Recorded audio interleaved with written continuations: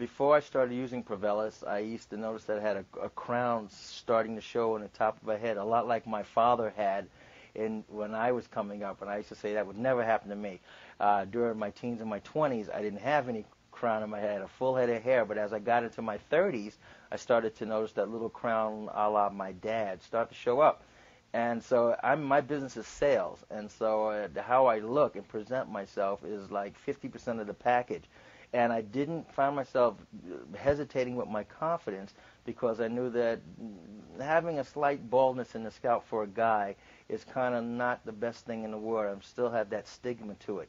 And so as I've taken provillus, I realized that I've only been on it about a month, and it's starting to close. The gap in that circle around my scalp is starting to close. So I'm starting to get some growth around there. And now I found myself just even subconsciously being more confident in my meetings. I don't mind sitting down and have people walking by me, around me while I'm seated, because I know they don't see that much on the top of my head anymore. And also I can talk to women better. And it gives me that extra sense of confidence. And plus the added confidence I know that the more I use provillus, the more it's going to grow and close up that gap. So I'm really excited to see what happens in the next few months as I keep using it.